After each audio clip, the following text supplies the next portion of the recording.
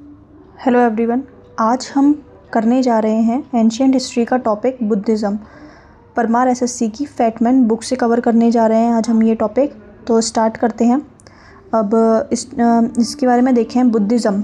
तो बुद्धिज़्म के जो फाउंडर थे वो थे गौतम बुद्ध। गौतम बुद्ध का जो टाइम पीरियड है वो है 563 बीसी से लेकर 483 बीसी तक। इनका जन्म 563 बीसी में होता है और जो इनको ज्ञान की प्राप्ति होती है, समाधि होती है इनको कैवल्य का, तो वो होती है 483 बीसी में। और ये शाक्य गढ़ से बिलोंग करते थे और इनको शाक्य मुनि या तथागत के नाम से भी जाना जाता है। इनका जन्म हुआ था लुम्बिनी, नेपाल में, और इनकी जो मृत्यु होती है वो होती है कुशीनगर, उत्तर प्रदेश में। इनके बचपन का नाम था सिद्धार्थ। तो याद रखिएगा, काफ़ी इंपॉर्टेंट फैक्ट्स हैं ये, मेन फैक्ट्स हैं किसके बारे में, गौतम बुद्ध जी के बारे में। जन्म 563 बीसी, मृत्यु 483 बीसी। शाक्य क्लैन में जन्म हुआ था, शाक्य मुनि और तथागत के नाम से जाना जाता है। लुम्बिनी, नेपाल में जन्म, कुशीनगर, उत्तर प्रदेश में मृत्यु, और बचपन का नाम सिद्धार्थ।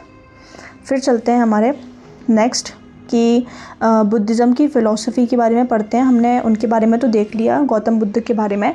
नेक्स्ट देखते हैं कि बुद्धिज़्म में त्रिरत्न बताए गए हैं। एक है बुद्ध, धम्म और संघ, यानी कि कम्युनिटी ऑफ मॉन्क्स। संघ का मतलब होता है जो मॉन्क की कम्युनिटी होती है। कुछ मुद्रास दिखाई गई हैं इसमें बुद्ध की मुद्रा की एनलाइटनमेंट के लिए। तो एक है धर्म चक्र मुद्रा, ये टीचिंग व्हील यानी कि पढ़ाते हुए ये मुद्रा है, इसमें बुद्ध को पढ़ाते हुए दर्शाया गया है। नेक्स्ट है अभय मुद्रा, इसमें जो बुद्ध को है वो बिल्कुल फियरलेस दिखाया गया है, protection and overcoming fear. Third है भूमि स्पर्श मुद्रा, इसमें बुद्ध को अर्थ को टच करते हुए बताया गया है, यानी कि बुद्ध को जब एनलाइटनमेंट हुआ था उस टाइम की जो मुद्रा थी वो थी भूमि स्पर्श मुद्रा।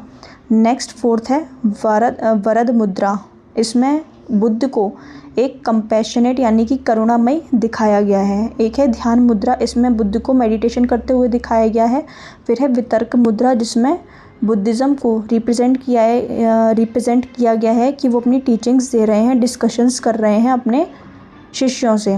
तो ये है वितर्क मुद्रा। तो इम्पोर्टेंट मुद्रास हैं, एक है धर्म चक्र मुद्रा, अभय मुद्रा, भूमि स्पर्श, वरद, ध्यान और वितर्क। फिर बुद्धिज़्म में कुछ काउंसिल हुई थी, 4 बुद्धिस्ट काउंसिल हुई थी। इंपॉर्टेंट है, क्वेश्चंस बनते हैं इधर से। तो जो पहली बुद्धिस्ट काउंसिल हुई थी वो हुई थी राजगृह 483 बीसी में। सेकंड हुई थी वैशाली, थर्ड पाटलिपुत्र, फोर्थ कश्मीर। पहली राजगृह, वैशाली, पाटलिपुत्र, कश्मीर। और इसके जो संरक्षणकर्ता थे, जो राजा इनको संरक्षण दे रहे थे काउंसिल्स को, तो राजगीर वाली को अजातशत्रु, वैशाली वाले को कालाशोक, पाटलिपुत्र वाले को अशोक, और कश्मीर में जो हुई थी उसे दे रहे थे कनिष्क।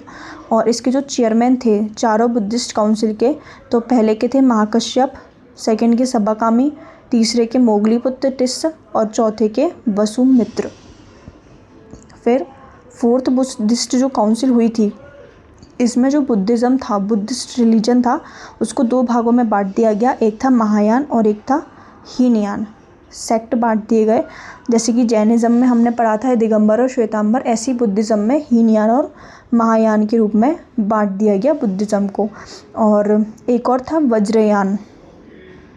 ठीक है, तो हीनयान के बारे में देखते हैं। हीनयान में मूर्ति पूजन नहीं की जाती, आइडल वर्शिप नहीं की जाती, और इनके जो ग्रंथ लिखे गए हीनयान के वो लिखे गए पाली भाषा में।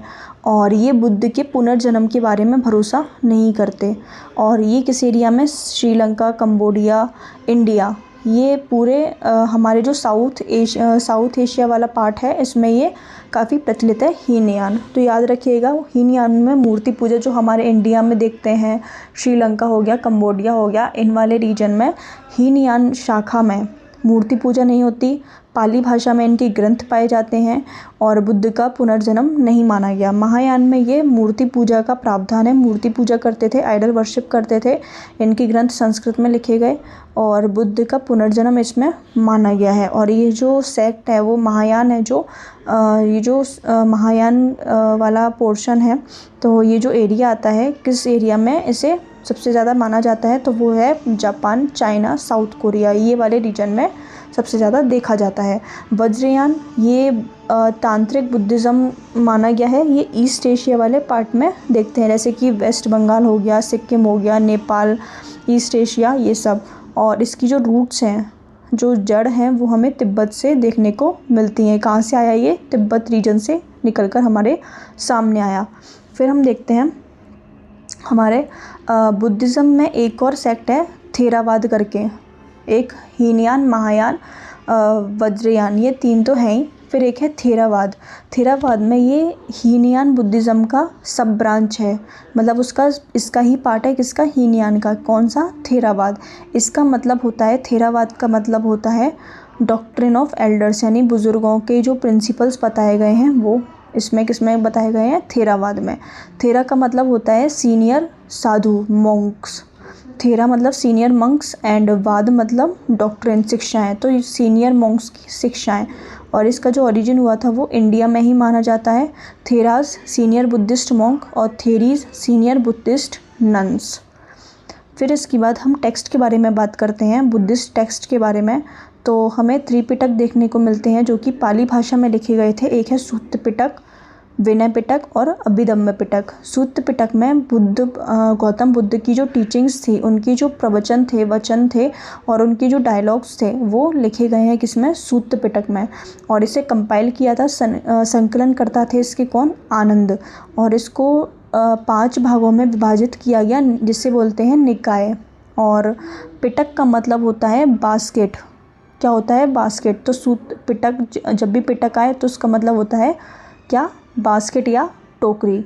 और इसको 5 पार्ट्स में डिवाइड किया गया है, किसको? सूत्र पिटक को। पहला है दीघ निकाय, मध्यम निकाय, संयुक्त निकाय, समयुक्त निकाय, अंगुत्तर निकाय और खुद्दक निकाय। और विनय पिटक आता है जितने भी मॉन्क्स होते हैं, बुद्धिस्ट मॉन्क्स होते हैं, उनके क्या क्या रूल्स होते हैं, उनकी जो पद्धति होती है, उसके बारे में लिखा हुआ है किसमें? विनय पिटक में। और अभिधम्म पिटक में लिखा गया है सूत्र पिटक के जो इंटरप्रिटेशन है और फिलॉसफिकल जो मैटर्स हैं, फिलॉसफी लिखी गई है, पूरी दर्शन शास्त्र जिसमें लिखा गया है बुद्धिज़्म के बारे में, वो किसमें लिखा गया है? अभिधम्म पिटक में। तो सूत्र पिटक में गौतम बुद्ध की टीचिंग्स के बारे में, विनय पिटक में मॉन्क्स जो साधु रहते हैं, बुद्ध साधु रहते हैं, मॉन्क्स रहते हैं, उनकी रूल्स और कंडक्ट्स के बारे में, और अभिधम्म पिटक में उनकी फ़िलॉसफ़ी के बारे में लिखा गया है। फिर नेक्स्ट है एक धम्मपाद करके। धम्मपाद एक बुद्धिस्ट टेक्स्ट है जिसको गीता ऑफ बुद्धिज़्म बोला जाता है। जैसे हमारे हिंदू धर्म में भगवद गीता है, वैसे ही बुद्धिज़्म में गीता किसको बोला गया है? धम्मपाद को, क्योंकि इसमें ना इम्पोर्टेंस और टीचिंग्स दी गई हैं किसकी? बुद्धिस्ट के बारे में। और इट्स द पार्ट ऑफ खुद्दक निकाय। खुद्दक निकाय किसका पार्ट था? सूत्र पिटक का। तो पहले सूत्र पिटक मान लीजिए, फिर इसका जो पार्ट हो गया एक खुद्दक निकाय, खुद्दक निकाय का पार्ट हो गया कौन सा? धम्मपाद। ठीक है, तो ऐसे सब पार्ट है किसका? खुद्दक निकाय का। लिटरेचर के बारे में बात करें, पाली भाषा में जो लिखे गए, तो एक हमें मिलता है मिलिंद पन्हो के बारे में। एक मिलिंद पन्हो शास्त्र है जिसमें डायलॉग मतलब वाद विवाद या संवाद बोल सकते हैं डायलॉग को। तो किसके बीच में? मिलिंद एक राजा हुआ मिलिंद, मिनेंडर जिसको बोलते हैं, हून राजा था ये मिलिंद, और एक हुआ नागसेन जो कि बुद्धिस्ट मॉन्क था। तो इन दोनों के बीच में जो संवाद है वो किसमें लिखा है? मिलिंद पन्हो में। एक है विशुद्धि मग्ग। विशुद्धि मग्ग किसने लिखा है? बुद्ध घोष ने। विशुद्धि मग्ग किसने लिखा है? विशुद्धि घोष ने। फिर है नेति पकड़ना, दीपवंसा, महावंसा। फिर लिटरेचर इन संस्कृत लैंग्वेज के बारे में, संस्कृत लैंग्वेज में जो लिखे गए शास्त्र बुद्धिज़्म से रिलेटेड, वो है बुद्ध चरित। इसमें बुद्ध भगवान की बायोग्राफी लिखी है किसने? अश्व घोष ने। फिर है जातक कथाएं। जातक कथाएं ये बुद्ध भगवान की पुनर्जन्म की जो कहानियाँ हैं और उनकी मतलब पुनर्जन्म में वो क्या क्या थे, जैसे इंसान हुए उसकी कहानी, या फिर अगर उन्होंने एनिमल के रूप के जन्म में लिया था तो उसके बारे में कहानी किस में है वर्णित, जातक कथाओं में। फिर है अवदान शतक, एक है दिव्यावदान और एक है आर्य मंजूश्री मूल कल्प। फिर आते हैं बोधिसत्व। बोधिसत्व किसको बोलते हैं, तो ये एक तरीके से बीइंग हु सीक्स एनलाइटनमेंट, जो मोक्ष प्राप्ति के लिए जाने जाते हैं वो हैं बोधिसत्व। बोधि एनलाइटनमेंट मतलब Bodhi, not just for themselves but for the benefit of all sentient beings. The concept is centred to the Mahayana Buddhism where bodhisattvas delay their own nirvana to help others attain liberation। Basically जो बोधिसत्व हैं ये किसको बोला जाता है, तो इन लोगों को जो कि अपना खुद का मोक्ष ना देखकर सोसाइटी के बारे में सोचें, दूसरों की हेल्प करें निर्वाण प्राप्त करने के लिए, तो उन्हें कहा गया बोधिसत्व। अब अगर हम इनकी इम्पोर्टेंस के बारे में बात करें तो इम्पोर्टेंट बोधिसत्व, कुछ इम्पोर्टेंट बोधिसत्व बताए गए हैं, जैसे कि एक हो गए पद्मपाणि। ये बोधिसत्व जिन्हें अवलोकितेश्वरा के नाम से जाना जाता है। एक है वज्रपाणि, ये प्रोटेक्टर और गाइड थे। मंजूश्री, ये विजडम से रिलेटेड थे। अमिताभ बोधिसत्व, ये लाइट रिप्रेजेंट्स लाइट, प्रकाश को दर्शाते हैं। फिर है कुछ इम्पोर्टेंट टर्म्स देखने को हमें मिलते हैं बुद्धिज़्म में, जैसे कि एक हो गया चैत्य। चैत्य उस जगह को बोलते हैं जहाँ पर पूजन की जाती है, पूजा के स्थल को बोलते हैं चैत्य। विहार बोलते हैं जहाँ पर मॉन्क्स रहा करते हैं, तो प्लेस ऑफ रेसिडेंस, रहने की जगह को विहार बोलते हैं। धर्म को बोलते हैं स्तूप, एक टीला सा होता है जिसके अंदर बुद्ध से रिलेटेड गौतम बुद्ध के जो अवशेष हैं, गौतम बुद्ध के अवशेष कह लीजिए या फिर बड़े बड़े जो साधु हो गए उनके अवशेष कह लीजिए, वो रखे जाते हैं किसमें, स्तूप में। कुछ इम्पोर्टेंट स्तूपास बताए गए हैं जिसमें कि हैं, एक है केसरिया जो कि बिहार में है, ये लार्जेस्ट स्तूप इन इंडिया है। धमेक स्तूप जो कि सारनाथ उत्तर प्रदेश में है, इसका शेप सिलेंड्रिकल है। रामाभार कुशीनगर उत्तर प्रदेश में। सांची मध्य प्रदेश में, ये सबसे पुराना स्तूप है इंडिया का। शांति स्तूप जो कि है लद्दाख, जो कि सफ़ेद कलर का है। चिरटोप धर्मराजिका जो है तक्षशिला पाकिस्तान में। पिपरावा उत्तर प्रदेश, ये पहला स्तूप था जो शाक्य डायनेस्टी ने बनवाया था। बरहूत स्तूप मध्य प्रदेश में। बोरोबुदुर जावा इंडोनेशिया में, ये लार्जेस्ट स्तूप है पूरे वर्ल्ड में, बोरोबुदुर। और इंडिया का सबसे लार्जेस्ट कौन सा है, केसरिया जो कि बिहार में स्थित है। नेक्स्ट देखें अगर हम केसरिया स्तूप के बारे में बात करें तो ये बनवाया था किसने, अशोक ने। और इसकी जो खोज की थी वो थे के मोहम्मद, और इसकी डिस्कवरी की थी कॉलिन मैकेंजी 1814 में। और इसके बाद ये जो इनका रिकन्स्ट्रक्शन है वो करवाया था किसने, गुप्ता डायनेस्टी ने। फिर है अमरावती स्तूप। अमरावती स्तूप को बनवाने वाले थे सातवाहन डायनेस्टीज़, कहाँ पर, आंध्र प्रदेश में। और इसको खोज करता थे, जो डिस्कवरी की थी इसकी वो की थी कॉलिन मैकेंजी ने 1797 में। कुछ इंपॉर्टेंट मोनेस्ट्रीज़ हैं जैसे कि लद्दाख हो गई, लद्दाख में है थिक्से, हेमिस, अलची गोम्पा। हिमाचल प्रदेश में है कय गोम्पा, सिक्किम में है रमटेक। फिर है गुंटा पल्ले बुद्धिस्ट केव्स, कुछ गुफा है, गुफा का नाम है गुंटा पल्ले जो कि स्थित है आंध्र प्रदेश में। किसके द्वारा बनवाई गई थी, तो ये बुद्धिस्ट मॉन्क के द्वारा बनवाई गई थी। बुद्धिस्ट कुछ साधु थे उनके द्वारा, और इनको उस टाइम पे राज्य इसका चल रहा था, सातवाहनों का राज्य चल रहा था। एक है बाघ की गुफाएं जो कि हैं मध्य प्रदेश में स्थित हैं। फिर कुछ पूजनीय स्थल हैं बुद्धिज़्म में, जैसे कि एक हो गई लुम्बिनी। टोटल 8 पूजनीय स्थल हैं। लुम्बिनी हो गई बोध गया जहाँ पर बुद्ध भगवान को एनलाइटनमेंट हुआ था। फिर एक हो गई सारनाथ, कुशीनगर, राजगीर, वैशाली, श्रावस्ती और सनकोसिया।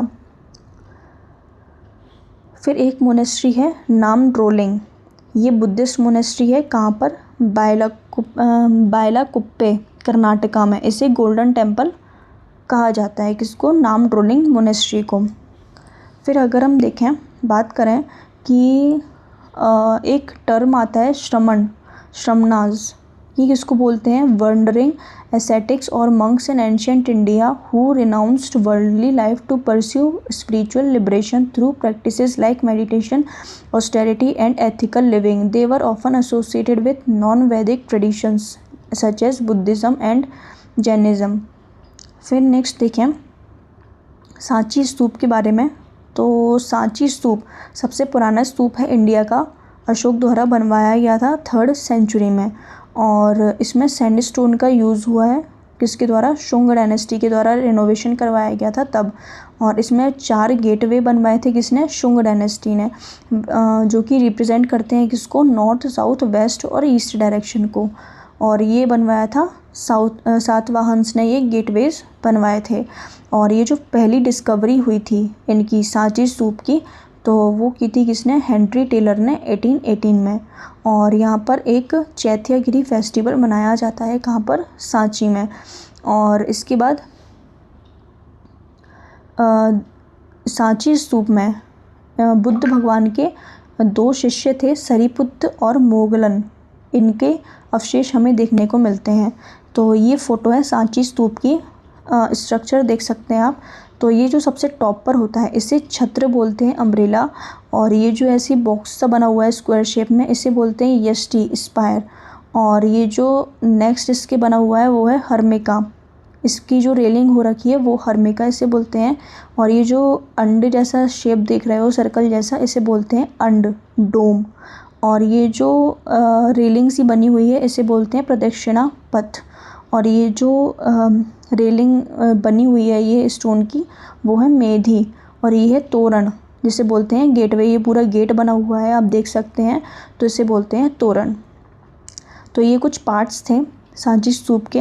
अंड, हेमिस्फेरिकल डोम हो गया, तोरण, गेटवे, मेधी बोलते हैं एक सर्कुलर पाथ को, वेदिका बोलते हैं रेलिंग को, प्रदक्षिणा पथ बोलते हैं सर्कुलर पाथ को, जहाँ पर डिवोटीज़ जो हैं वो घूम सकते हैं या एक प्रदक्षिणा ले सकते हैं, परिक्रमा जिसको बोलते हैं। एक यक्षी हुई जिसे फीमेल नेचर स्पिरिट बोलते हैं, जो कि फर्टिलिटी, अबंडेंस एंड प्रॉस्पेरिटी को दर्शाती हैं, उसे क्या बोलते हैं? यक्ष।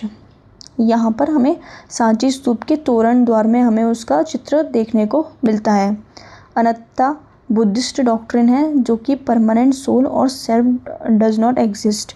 अनंता मतलब क्या होता है? बेसिकली ये एक दर्शन बताया गया है बुद्धिज़्म में, जिसका मतलब होता है कि परमानेंट सोल जैसी कोई चीज़ होती ही नहीं है। नेक्स्ट, ये जो देख रहे हो आप पिक्चर्स, ये है हरिति। हरिति अ ब्लड थर्स्टी यक्षी है, converted by Buddha to benevolent maternal figure. ये एक हरिति एक यक्षिणी थी जिसे बुद्ध भगवान द्वारा परिवर्तित किया गया किसमें? एक दयालु लेडी में। एक है गजलक्ष्मी, ये है yakshi surrounded by lotus and elephants. फिर है दीदारगंज यक्षी, फीमेल स्टैचू है जो कि पॉलिश की गई है। ये कहाँ से मिली थी? पटना, बिहार से। और it's right hand holds a fly whisk called Chauri. ये जो हाथ में पकड़े हुए हैं इसको बोलते हैं Chauri. And lower garments called अंतरी। तो ये कुछ इम्पोर्टेंट टॉपिक था बुद्धिज़्म का।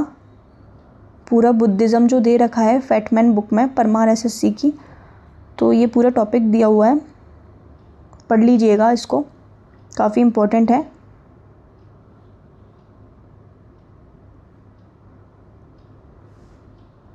और अगर मैं बात करूं गौतम बुद्ध के बारे में, एक और इन्फॉर्मेशन हमें इसमें पेज मिस हो गया है इसमें, तो अगर मैं आपको बता दूं तो गौतम बुद्ध के बारे में कुछ इम्पोर्टेंट फैक्ट्स मैं करवा देती हूँ। जैसे कि इनके जो पिताजी का नाम था, किसके? फादर का नाम था, मैं नीचे सबसे नीचे लिखती हूँ ये सारी चीज़ें ना, ताकि आप पढ़ पाओ। तो इनके जो पिताजी का नाम था, इनके जो फादर थे, इनके इनके जो पिता थे, इनके फादर का नाम था शुद्धोदन, जो क्षत्रिय थे एक तरीके से। और इनकी जो मदर थी, इनका नाम था महामाया, जो कि किससे बिलोंग करती थी? कोलिया ट्राइब से बिलोंग करती थी। और इनकी जो एक स्टेप मदर थी महामाया, इनकी जो माँ थी, इनकी मृत्यु हो जाती है इनके जन्म के बाद। तो इनको जो पालन पोषण करती हैं उनका नाम था प्रजापति गौतमी। और यही आगे चल के गौतम बुद्ध की पहली भिक्षुणी बनती हैं। इनकी जो वाइफ है इनका नाम था यशोधरा इनकी वाइफ का नाम था। और गौतम बुद्ध ने अपना जो गृह त्याग किया था वो 29 वर्ष की आयु में इन्होंने अपना गृह त्याग दिया था। इनको जो एनलाइटनमेंट यानी कि कैवल्य की प्राप्ति हुई थी वो 35 वर्ष की आयु में हुई थी। कहाँ पर? उरुवेला बोधगया में इनको अपने कैवल्य की प्राप्ति हुई थी। बोधि ट्री के नीचे, बोधि पेड़ का, एक पीपल का पेड़ था जिसका नाम बोधि ट्री रख दिया गया। और इस तपस्या के 49 डेज़ बाद इनको कैवल्य की प्राप्ति हुई थी। और जो नदी थी वो थी निरंजना नदी के किनारे पर इनको कैवल्य की प्राप्ति हुई थी। गौतम बुद्ध को लाइट ऑफ एशिया भी कहा जाता है। क्या कहा जाता है? Light of Asia. और अगर हम गौतम बुद्ध के कुछ सिंबल्स हैं जो कि डिनोट करते हैं उनको, जैसे कि उनके जन्म से रिलेटेड हो गया, तो उनका जो जन्म है, बर्थ है, तो लोटस डिनोट करता है या फिर बुल। उनका निर्वाण जो हुआ था, एनलाइटनमेंट हुआ था, उसके लिए बोधि ट्री बोला गया। और धर्म चक्र प्रवर्तन, उन्होंने जो अपना पहला उपदेश दिया जिसको बोला गया धर्म चक्र प्रवर्तन।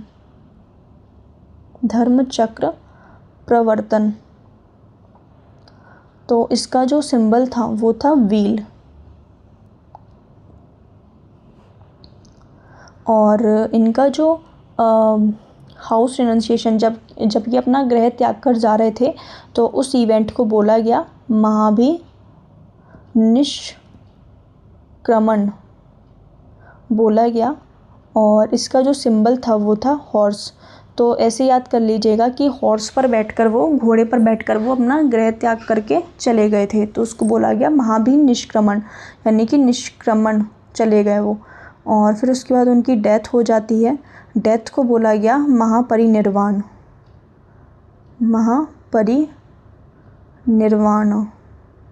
और इसका जो सिंबल था वो था स्तूप। तो इसके नाम में ही छुपा हुआ है निर्वाण।